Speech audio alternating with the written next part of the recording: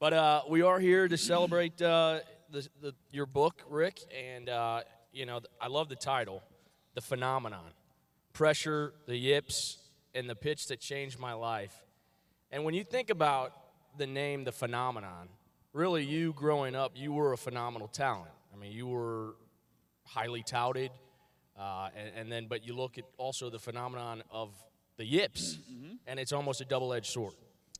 Yeah, and I thought that's why the title fits so well, because that's it. You know, the yips, the monster, whatever you want to call it. It's just this mysterious thing that, still even today with all the data, with all the science and all the studying everybody does, we still don't have an answer for why this happens. And my hope in the future is that maybe they will come up with something where we're able to pin this down and help guys, whether you can stop it before it happens or possibly find a way to get them over it if it does happen. What inspired you to write this book? Was it just you wanted to get your story out and kind of encourage maybe younger players who are going through this themselves to fight through it? That, and when I went through it, I couldn't find literature on it because nobody wanted to talk about it. It's kind of this taboo thing, and I felt like, once I came back and made it as an outfielder, I felt like I've made it to the other side of this. I'll be able to help somebody else, help another player going through this. But not only that, if you read my book, there's a lot more in there than just a baseball story. And it's about, I come from a dysfunctional home.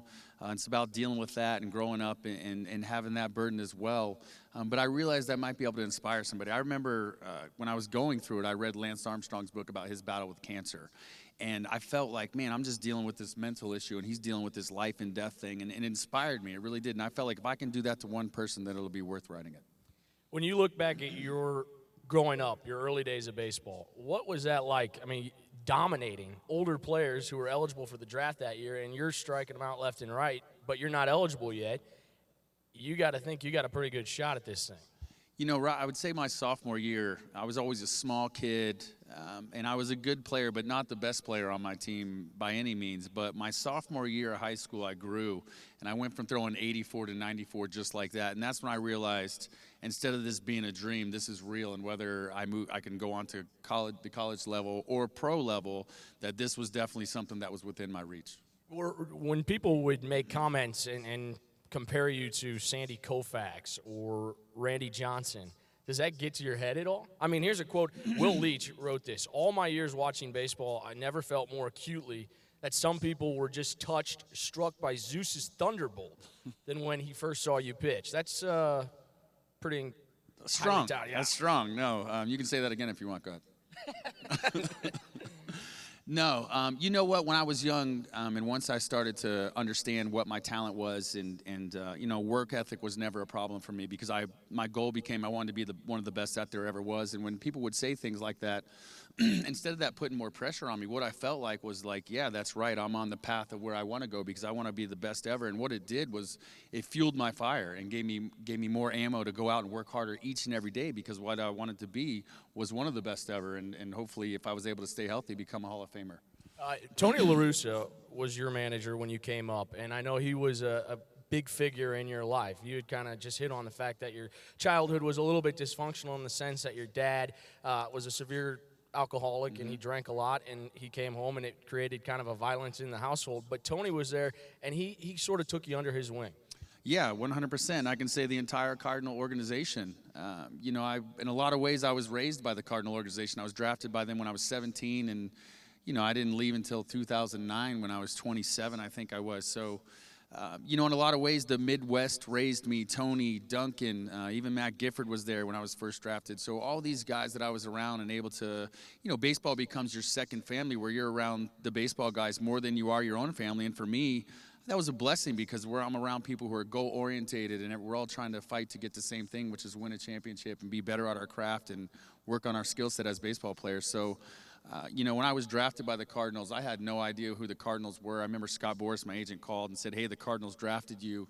And I was like, "What? Who are the Cardinals?" I grew up a Braves fan down in South Florida, and he's like, No, this is a really, really good thing. Trust me. You got to trust me on this." And what a blessing it was, and, it's something I'm very grateful for. He has always maintained that one of his deepest regrets was using Darryl Kyle as a decoy for Game 1 of the NLDS in the year 2000 against Atlanta. The whole time you knew you were going to start Game 1, but he fielded the questions on Media Day only to have you start. and the media and everyone else found out less than 24 hours before first pitch. Do you think that played a role at all into maybe what happened that night? No, I don't.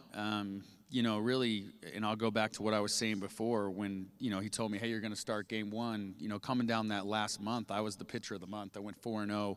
And right down that last stretch, I developed a changeup to go along with my fastball, my curveball, which was my bread and butter. And it just made me that much better of a pitcher. And what I felt like was that, this is a time for me to show the world who I am and who I want to become. And this is my chance to take them out and show St. Louis who I can be as a pitcher. So, before the yips happened during that game and after that game as things moved on, but before that I didn't even know what anxiety meant. I wasn't nervous. Maybe your normal butterflies that you would have before a game, but nothing beyond that. I mean, I felt like, I'm going to go out here and dominate this game and hit a home run off Greg Maddux. And actually, I'll never forget, before the game, I'm down in the clubhouse practicing my swing, and a couple guys walk by and are like, can you put the bat down and just worry about pitching? But that's just it. I wasn't worried about pitching at all because I thought it was just going to take care of itself, and I was more worried about getting a hit off of Greg Maddux than I was pitching. Well, and the team put up 6 runs against Greg Maddux in the first inning. So you're sitting there in the dugout going, okay, this is going about as well as it possibly could. We got a big lead. I'm confident. And then 5 balls go to the backstop. Not just to the backstop, but into the screen. Right. No, you're exactly right. I mean, to come out and take a lead like that off of Greg Maddux, like I told you before, I grew up a Braves fan. So for us to even play the Braves in that first round was like, wow, I'm playing against my childhood heroes, and now I'm having the opportunity to start against Greg Maddux, who is somebody I've watched since I was a little boy. We go out there and score those runs, and it was like, all I got to do is pitch a normal game, nothing extravagant, just go out here and throw strikes, and we're going to win. And I threw a fastball inside, and if you remember, Mike Matheny cut his hand, who was my normal catcher, so he couldn't catch me, and they brought in Carlos Hernandez. And he was a little bit older, but when I threw fastballs to the inside part of the plate, it had a tendency to cut. And I threw a fastball in. It really wasn't a bad pitch, but it cut, and he missed it. And I remember thinking to myself, man, I just threw a wild pitch. And I tried to push it aside and didn't think anything of it. And then all of a sudden, a few pitches later, I spiked the curveball, and things just started to unravel, and I had no clue what was going on. And, when you're out there, every pitcher has keys to what gets them back on track, whether it's lead with your elbow, keep your weight back, all the mechanical keys that you have to get yourself. Well, I'm out there trying everything I know. Nothing's working. I have no clue what's going on. And I remember saying to the media after the game, it was a mechanical flaw. This will never happen again. And I was so young and naive, I didn't even have any idea of what was really going on. So Dave Duncan comes out. What does he try to tell you? Hey, calm down, see the mitt, your normal things. I don't think they knew what to say either. It's one of those situations where I think they probably understood the magnitude of what was happening and what might happen after, where I didn't. I'm like, whatever, this is no big deal. I got this, But, as time moved on, obviously it became bigger than that. Well, okay, so after that start, you get a clear head. Your bullpen session goes really well, and you feel like you're on top of this. You've got it figured out. Game 2 against the Mets in the National League Championship Series, and it happens again. Right. In between, I did throw that bull pitch, and I was lights out. And I remember going into Tony's office, and we talked about it. He's like, are you sure you want to start? And, I'm in there young, and this is my game. Give me the ball. I got this. I'm arguing with him, and he's like, okay, you got it. And but I really felt like, whatever it was, it's gone. I don't know what it was.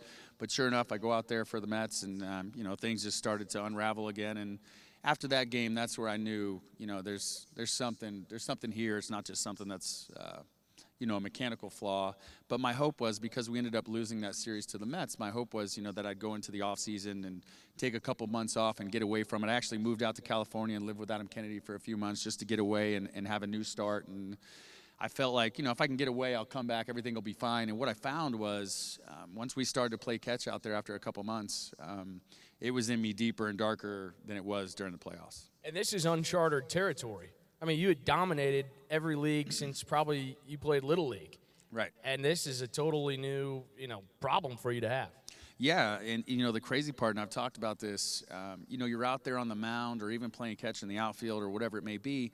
I know exactly what I want to do. I've always been able to do it, really never even had to think about it, but I knew exactly what I want to do. But your brain and your body will not allow you to do it. And there's times where I'd look down, and I couldn't even feel the ball in my hand, and it almost felt like your body would lock up, whether your brain thought it was protecting me from something or not. I don't really know, but your body takes control of you to where it just doesn't, it won't even function.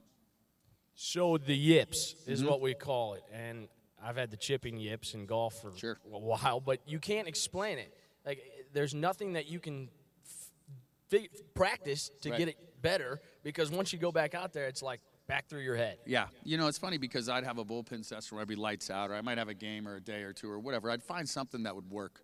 And then it would just unravel, and it's almost like your confidence erodes so much that, you know, and you start trying different arm angles and using different thought processes, that by the time you're done with all that, you can't even remember where square one is. You know, it's like, wow, I don't even remember what I used to do at the beginning, because you're trying so many different things.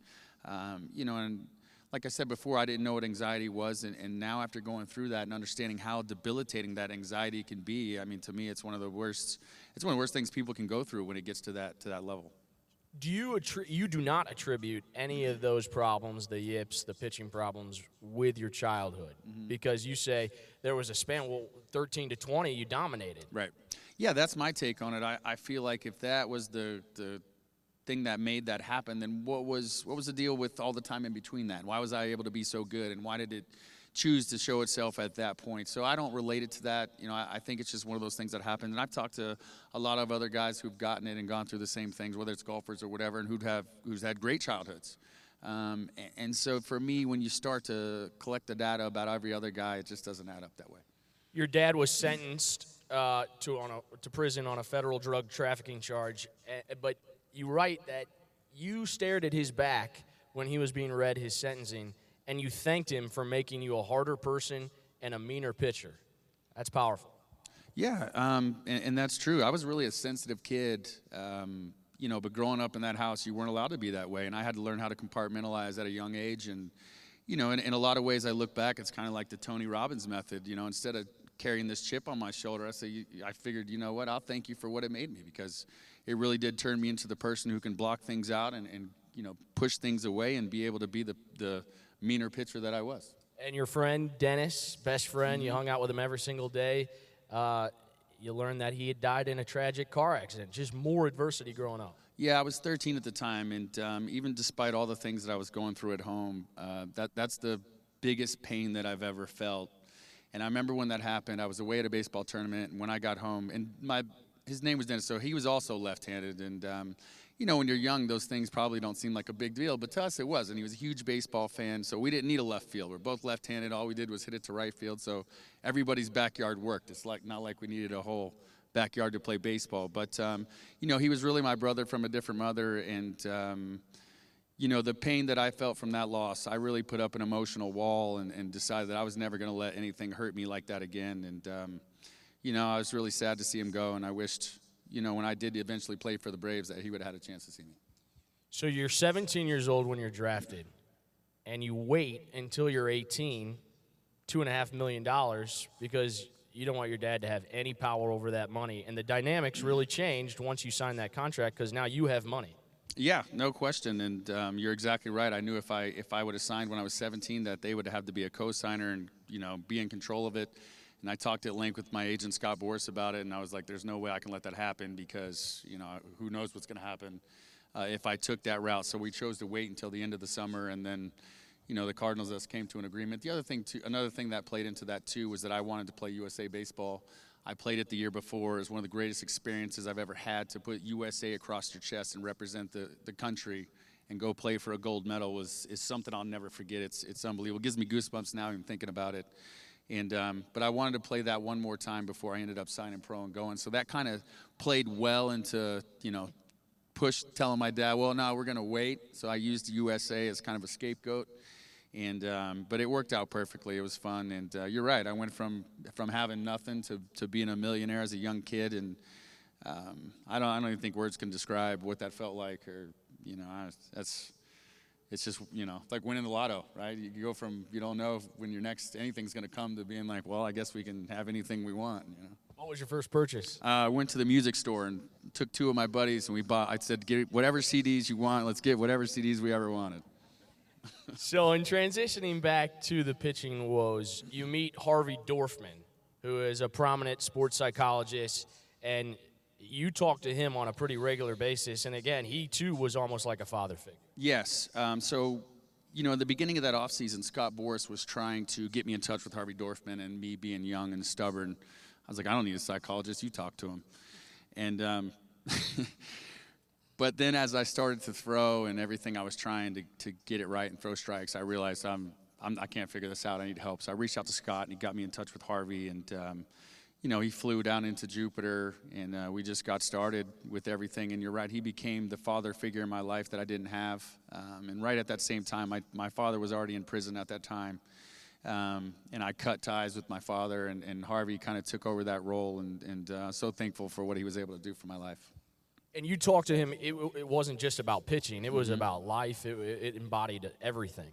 Yeah, it became, I mean, I was an everyday project, but you're right. I mean, it became a father-son relationship to where I would, you know, I mean, we talked every day. That's just the way it was. And it wasn't always about I had an issue. It was just reaching out to somebody I knew that cared and that understood me and was on the same page. And, you know, I look back and I think, you know, not only Harvey, but the power of sports probably saved my life, because if I wouldn't have had sports, my father and my brother went to jail for the same thing. Well, there's a good chance that I might have been stuck in that life too, because if you don't have anything and you're looking at this easy money and the way things go, there's a chance that my life could have been ruined by that same thing. And you know, I'm very thankful for the power of sports, baseball in general, but then Harvey also, because I realized in him teaching me the right way to grow up, how to be a man, how to be a young man in society, and you know, I feel the same way about him, that he, you know, not only did he save my career, but he probably saved my life. It's fascinating that the idea of throwing strikes kept you up at night, because this is something that you could do like flicking your wrist. I mean, it was so easy for you, but it drove you crazy. Were you angry? Frustrated, angry, all of it. I think it was kind of like the 7 stages of grief. You go through all these different emotions, and you know, my biggest thing then, like what you're talking about, was, you know, I go to the field and maybe I have it right that day or whatnot, but then all of a sudden I wake up in the middle of the night having this nightmare that I can't throw a strike, and my heart's beating 100 miles an hour. I'm sweating to death. I wake up in sweat. And it's always one of those things where you're having those nightmares and you fall back asleep, you go right back into the nightmare, right? But if you're having a great dream, you can't go back into that one.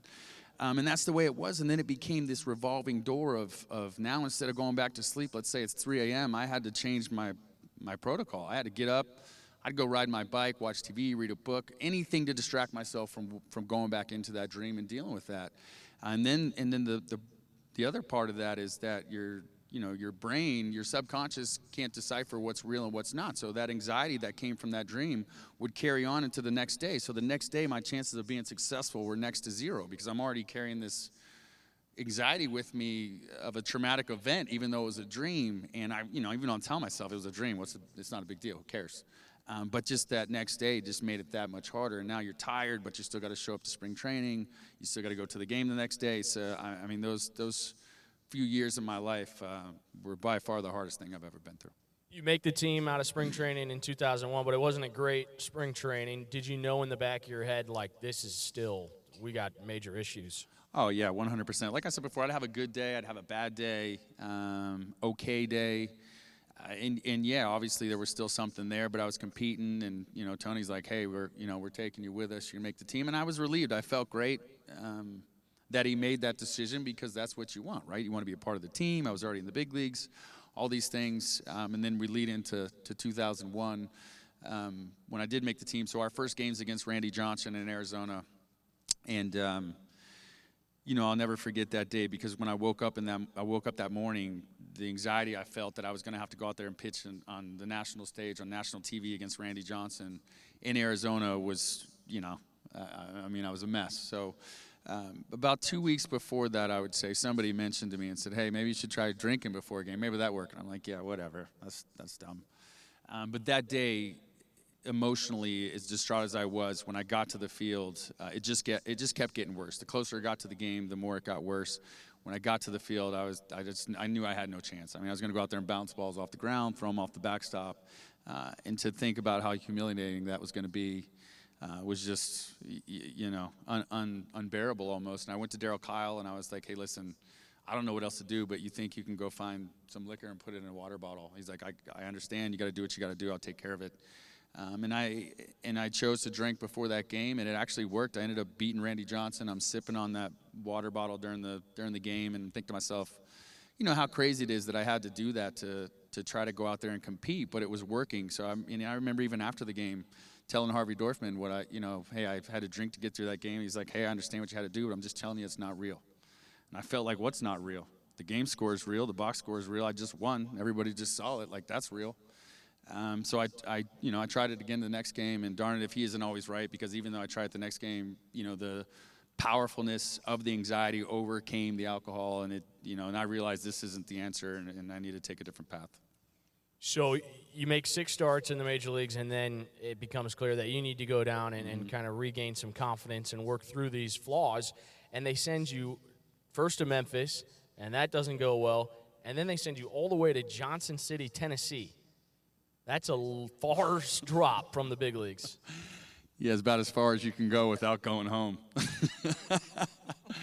But you know what? It was actually refreshing. I mean, I got far enough away where the stands were smaller. There was not a bunch of people around. And I started to figure it out. I had a really good year.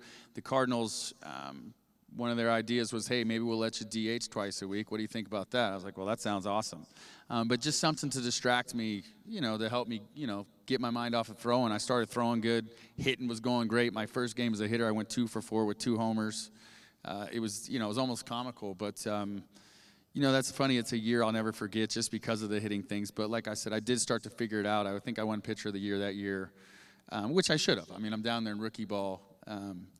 But it was fun. I'm glad they let me do it. And I think moving forward, because of that year hitting, when I did decide to switch, or we'll get to that maybe when they decided before I knew it, that might have been one of the reasons that they seen that swing, what I was doing there. So your catcher was Yadier Molina. It was. That maybe helped. Definitely. It's funny. He was young, but you could already tell how special he was. There was no question about it. He was head and shoulders above everybody else. I mean, that lineage that he comes from, you could just tell. And it's funny because, me watching him as a player and watching him develop, he couldn't hit a lick. He couldn't hit for anything. I mean, he could catch all day, but his hitting was not anything like it was now. I'm so proud of him to watch what he's done as a hitter and as a complete player. I think everybody here will agree. I think he's probably the greatest catcher ever, and certainly to be a Hall of Famer if he doesn't get hurt. You miss all of 2002 with an injury, and you pitch a little bit 03, 04, but it's still not really clicking. And so you decide to walk into Tony's office, and you tell him you're done. Mm-hmm. And when he asks you, well, why don't you think about it? No, I've thought about it. It's done. We're done. Yeah. I felt like that was something he said to me because he didn't know what else to say. Was like, hey, why don't you think about it? And I was like, I don't need to think about it. And that was that. But, when I went to winter ball that offseason between 04 and 05, and I tried to get a bunch of innings in as a starter. Well, I ended up hurting my elbow. And then when I came back in 05, between dealing with the injury and between dealing with the little things in my elbow and then what it took for me mentally to get it right, because in 04 I came back and pitched in the big leagues, and a lot of people don't remember that. And I pitched successfully, came out of the bullpen, and everything was, I was out there competing. I wasn't the same guy I was when I was 21. I wasn't out there throwing high 90s or whatever, but I was out there competing. I was definitely good enough to help a ball team win.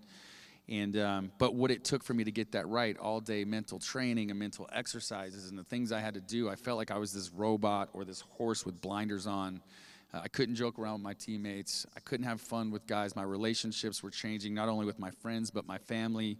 And I tried to look into the future and say, if this is what I got to do to throw strikes and compete for another 5 or 8 years or whatever that was going to be, I just realized that wasn't worth it. And that was the hardest decision I had ever had to make up to that point. Baseball was the only thing I ever wanted to do. As a child, I mean, baseball saved me because that was that thing I had to look forward to and get me out of that situation that I was in there. Now all of a sudden it's being taken away from me, and now I had to go in there and give it up. And, it's funny. I remember leaving Tony's office, and I'm driving back to my house. As soon as I got in the car, I felt this giant weight had been taken off my shoulder. I got home. I didn't even turn the TV on. I didn't turn the radio on. I just sat on the couch in silence, and what I felt was inner peace, and I knew immediately I made the right decision. So not even an hour goes by, and Scott Boras, your agent, calls and says, you itching? You ready to return? Ready to go? He says, are you ready to go play? I said, go play what? He's like, baseball. I'm like, are you not listening to me? I just retired. It's over. He's like, no, go be an outfielder. I'm like, wait a second. I just got to the point where I gave it up, which was the hardest thing I've ever gotten to. I need time to think about this. So I hang up. I'm sitting there and I'm thinking about it. And I mean, this is about 5 hours or so go by, but I'm trying to envision what this will be like. And you remember back then, teams didn't let guys do this. This wasn't a normal thing. And I'm trying to think what it's going to take to get there, the hard work, the preparation, what it's going to be like around my teammates, all these different things. And then I got to the point where I tried to visualize myself getting back to the big leagues, and I let myself visualize seeing myself hit a home run in the big leagues as a position player. And once I felt that and got that image in my mind, I picked up the phone, called him back.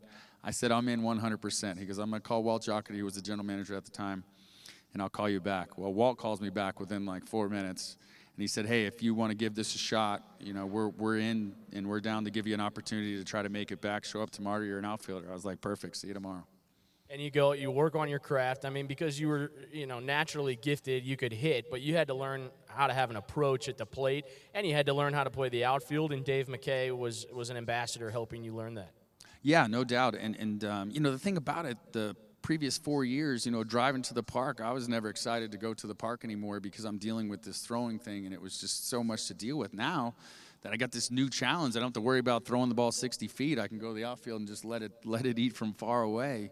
I was like, okay, I'm in. But all the extra work with McKay, it was fun again, and I enjoyed it. And I'm just so thankful that they gave me that opportunity. And then, I don't know if we're going to get to this, but I'll get to it now. So, when I didn't find this out till I wrote the book, but apparently Scott had already talked to Walt a few weeks or months before this and was like, hey, if Rick ever decides to stop pitching, would you guys be interested in letting him be an outfielder?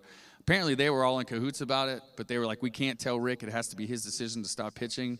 So I didn't even find that out till we were writing the book, and then it came out. So you go through all the hard work, and then 2007, August 9th, probably a day you're not going to forget anytime soon. You walk back into a Major League clubhouse, and then almost storybook. Yeah. You hit a home run off Doug Brocail.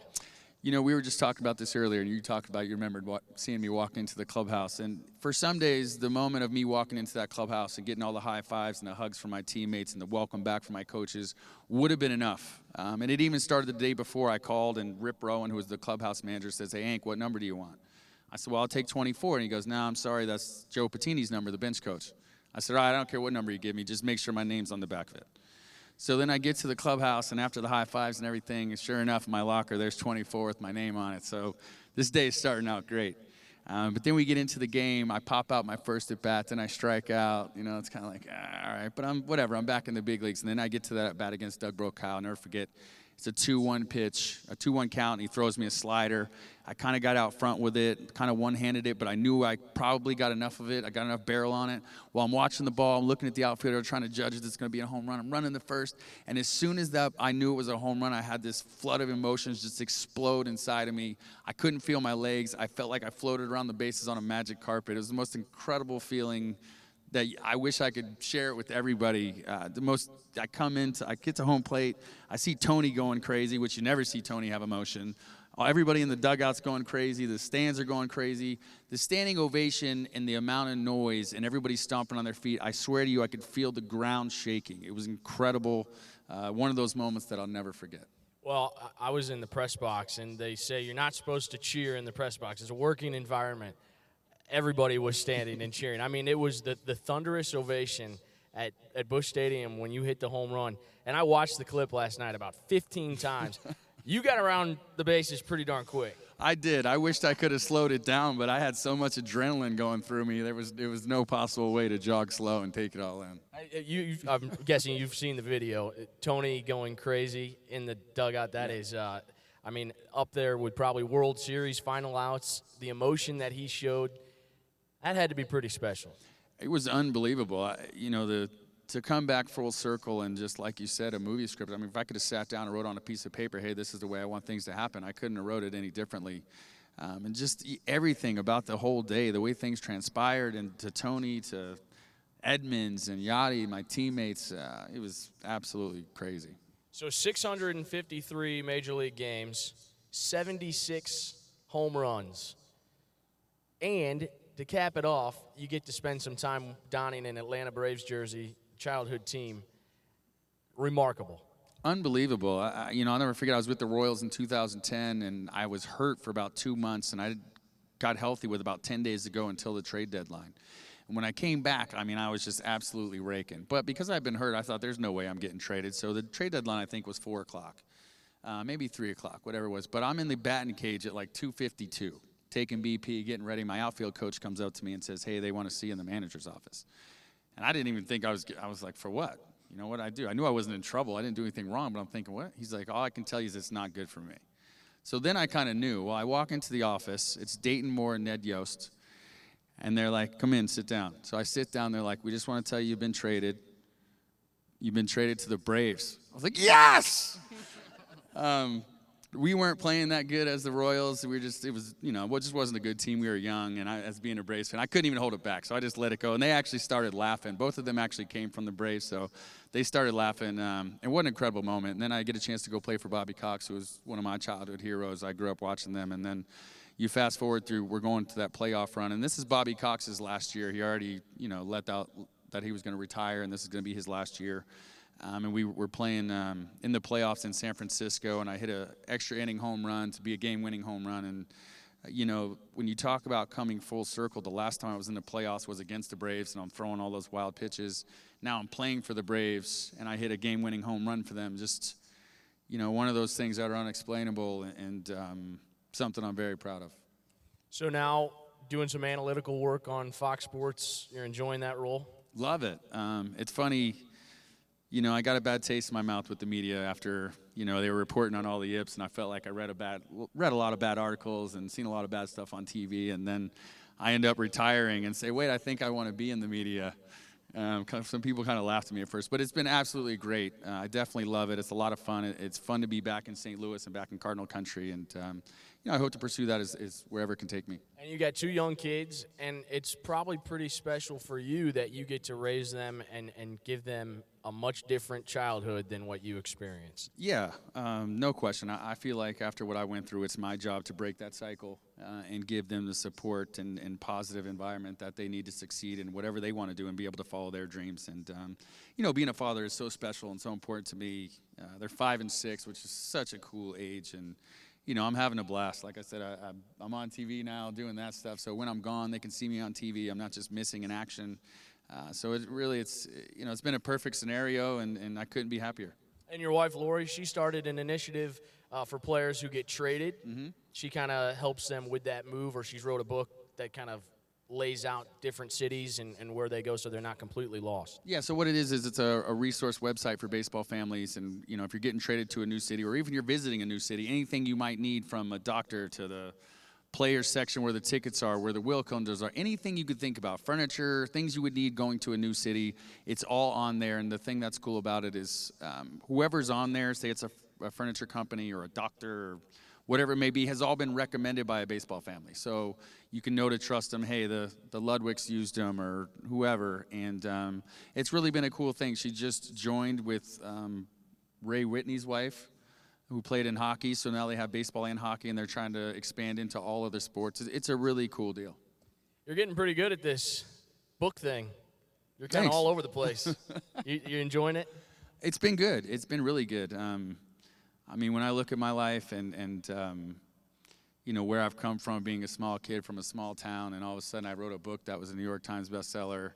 I don't think anybody would have seen that in my future, including myself. But what a cool, neat project, and it's fun to be able to, all the support that I've been receiving from the book, and people saying, hey, you've helped me connect the dots in my own life, stuff I didn't even realize. It's been overwhelming, and it's been really cool. Rick Ankiel, the phenomenon, pressure, the yips, and the pitch that changed my life. You're an inspiration. Thank you. Thank you, guys. And guys, thanks for having me tonight.